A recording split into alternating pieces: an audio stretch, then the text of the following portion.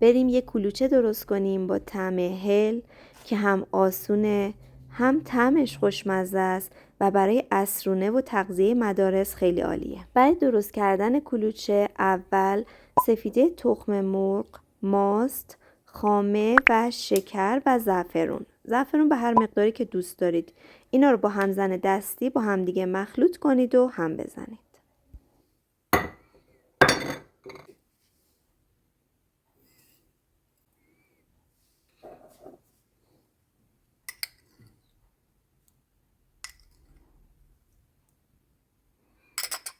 قبل از اینکه مواد رو هم بزنید مخلوط کره و روغن‌مایع رو داخل مایکروویو یا روی حرارت ملایم قرار بدید تا داغ بشه.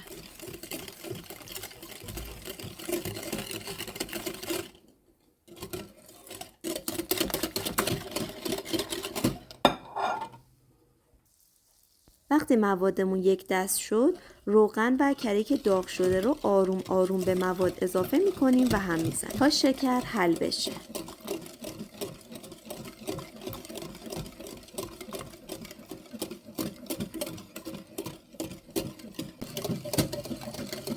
وقتی موادمون یک دست شد، مخلوط ادویه‌ها که شامل زنجبیل و هل هست هم اضافه می‌کنیم و هم می‌زنیم.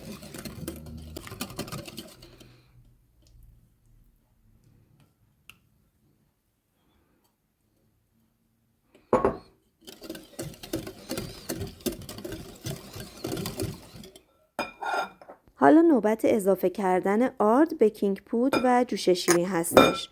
من اول بیکینگ پودر و جوش شیرین رو اضافه کردم و آرد رو کم کم اضافه کردم چون ممکنه کل آرد دستور مصرف نشه. آرد دستور رو کم کم اضافه کنید تا زمانی که خمیرتون به غلظتی که داخل فیلم می‌بینید برسه.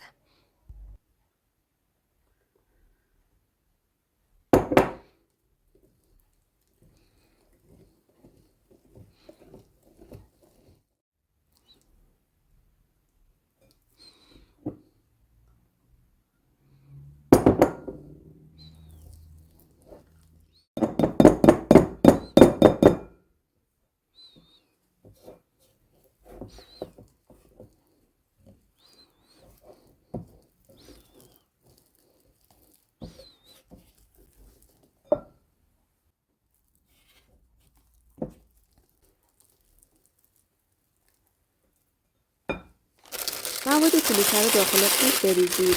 برای قوط رو به اندازه‌ای که دوست دارید کلوچه‌هاتون بزرگ یا کوچیک باشه ببرید و داخل سینی فر که کاغذ روغنی یا کاغذ نسوز انداختید مواد کلوچه رو به اندازه‌ای که دوست دارید پایپ کنید.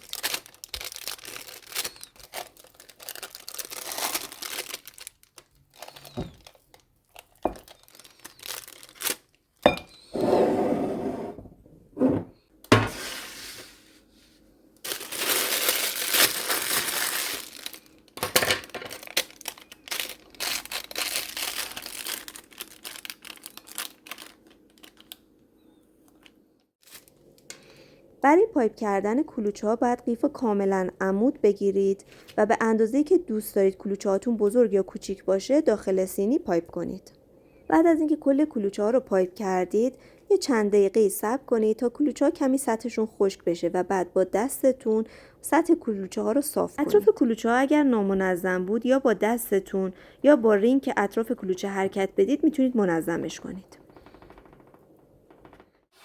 برای رومال کلوچه ها مخلوط زرده تخم مرغ، زعفرون دم شده، شیر و نمک با هم دیگه مخلوط کنید و برای رومال کلوچه ها استفاده میکنید.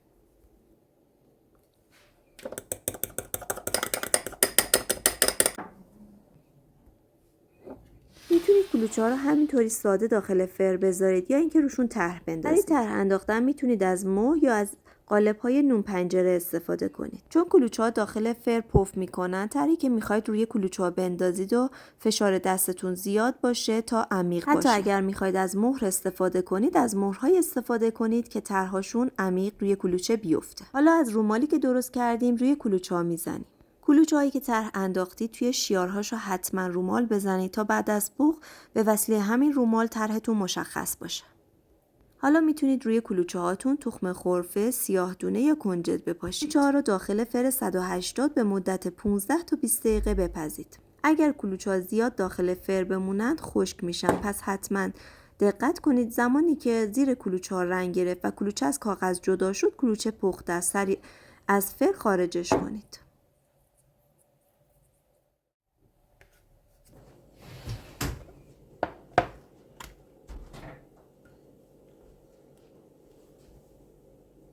اینم کلوچه خوشمزه ما بعد از پخت. ممنون که همراه هم بودی و تا اینجا ویدیو رو تماشا کردی.